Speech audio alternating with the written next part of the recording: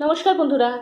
Cake খেতে আমরা অনেকেই ভালোবাসি, কিন্তু কেকের অনেক ঝামেলার জন্য আমরা কেক বানাই না। তো আজকে ঘরোয়া উপায়ে খুব সহজে কেক বানানো দেখাবো।